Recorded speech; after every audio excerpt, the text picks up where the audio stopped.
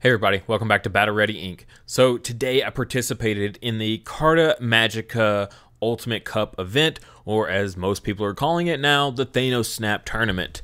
We're going to discuss my thoughts on that whole situation, how I did, as the thumbnail showed, I went X and 2, so we're going to talk about my matchups, touch on the deck I played, and see some other stuff. So let's get into this. Don't forget, our memory marker this month that came out is Kokomon. So if you're playing a Cherubimon deck in BT7, or you're going to build a Cherubimon deck in BT8, this is a great memory marker for that deck, I think. Super cute, handmade out of clay by my wife, hand-painted face as well. You can find this on our Etsy store, link in the description below. Also on that store, you can find all of our previous memory markers we've had on the channel, as well as some of our Battle Ready Inc. merch. All right, so first off, just my whole thoughts on the situation. If you care, I don't even know if it really matters, but not Bandai's fault. For once, we don't have to blame Bandai for this. It definitely came back to the tournament organizers. The fact that they hadn't checked, I think, is super huge. Like, just relying on the system to make sure there was no issues, never going back and checking to actually make sure that there was no issues at all, and seeing that 1,000 people had signed up in 3 minutes for this tournament before it closed. I mean, yeah, we saw how fast all the other ones filled up, so I'm not surprised that this one, overfilled after 3 minutes being live. So if they had gone back and checked to begin with, this would have been a whole lot better of an issue. They could have, averted it early on and told people, which people were going to be participating, people that, asked off, whatever, people that set aside this day to do this today. Even myself, I mean, I drove 45 minutes to a friend's house so that way I could use his internet because it's supposed to rain today and my internet's so bad. And then, setting up for Twitch, so I got to Twitch. So thank everyone that showed up and followed. I definitely appreciate that for sure. All of that, if I had got cut because of something like that, it would have sucked. I mean, I spent a lot of money on, food and snacks and all kinds of things for that whole day. And to go to someone else's house and put all that time and commitment into it and gas, yeah. So I would have been super upset too. So everyone that got cut has every right to be upset, for sure. Just handled super poorly. But again, like, we finally don't have to blame Bandai for that, but Carta Magica. And Carta Magica has always been really good. I've never seen them have any kind of issues in the past, so it's kind of a bummer that this happened to them. But, at the same time, do better. Like, for real, gotta do better, because things like this just hurt the game. We don't need the game hurting any more than it already is. So I would really, really appreciate it if moving forward we don't have to keep having to deal with this kind of issue of just one thing after another. All right, so enough about that. Let's go ahead and look up. Here we got the my record on screen. We went X and 2, so I lost to Cherubi. So my matchups were Cherubi round 1, and they just bricked super hard both games. So that was the only game all day that just felt like wasn't a challenge, but it wasn't like being outplaying or anything. They just bricked so bad both games that it was just like, that sucks. That's not how you want to go out. Next was I don't remember the exact order of all these. Next I went against Lilith Loop, which I defeated that, and then I believe we played Gabubons in round 3, which was really interesting. A little bit of blue hybrid, but not a whole lot. It was almost pure blue Gabubons. So that was pretty interesting. I think that just trashing their own security just hurts them so bad. It against a deck like blue hybrid, I mean, that's the deck I played, of course. I already said that I was going to play that for this tournament anyway. So, like, yeah, trashing your own security hurts.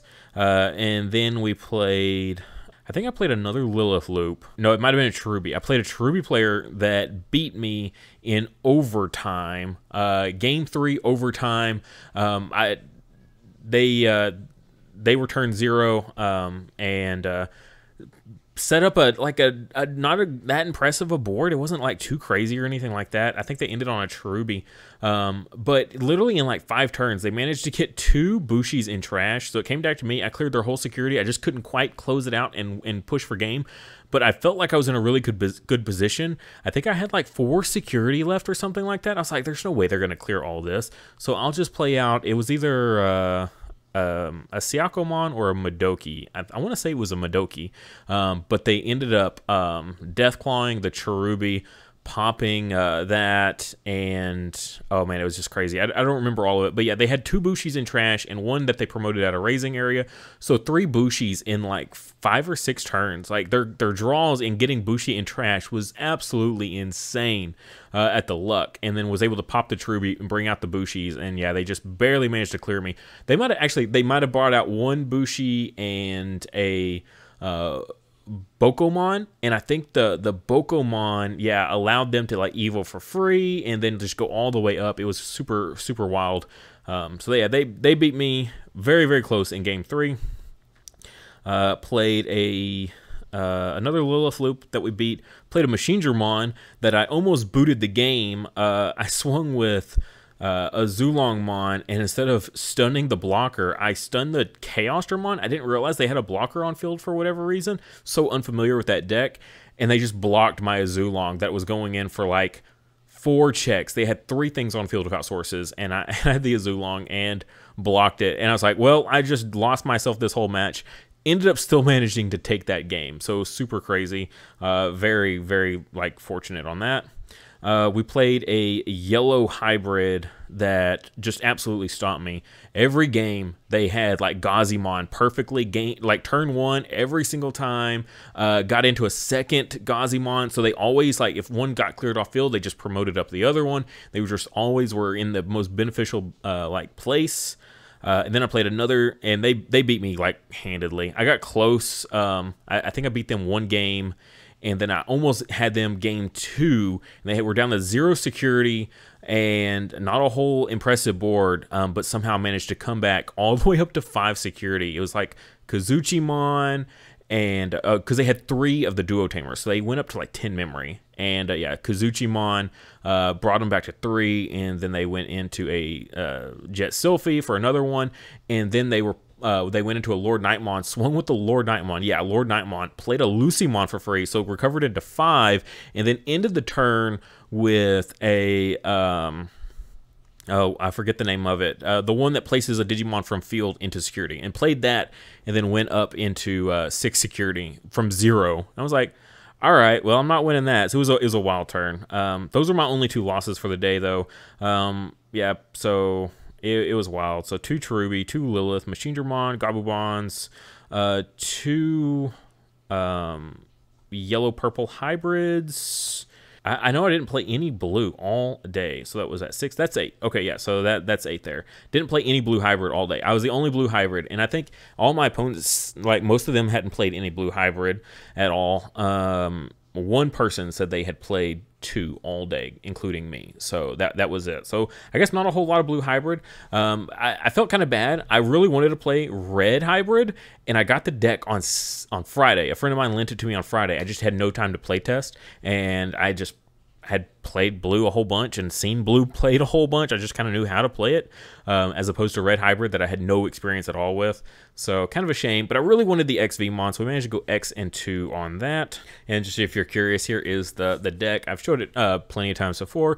Really, the Blue Hawaii Death caught everyone off guard. Such a powerful card. So good. Again, like such an awesome tech that I'm glad I saw. I've seen a lot of people use, like, what is it? Is it Infinity Cannon? Not Infinity Cannon. It's one of the cannons for blue, that 3 play cost that wipes the field. And then I've seen the Trident card used, but that just bounces back to hand, which lets them just use it again. I'd rather just swing and destroy the Digimon off field. So that's why I went with Blue Hawaii Death. Such a powerful card. You strip so many sources in this deck that it's almost always live. And just even sometimes that 3000 DP boost was just enough. Like, that was so huge. That 3000 DP buff, like more times than I can count, literally came in just as much as being able to swing over like a Bokomon or a memory blocker. And then just want to show, again, here's top 16. Just shout out to Dan Vang, made it to 14th. Also, Tyler Sear got 4th. Very impressive. Good job, guys. Some great people in the community. Everyone else here also, congrats. I don't think I've ever talked to any of you guys. Chungman, I know he does well in pretty much everything ever. But yeah, so congrats.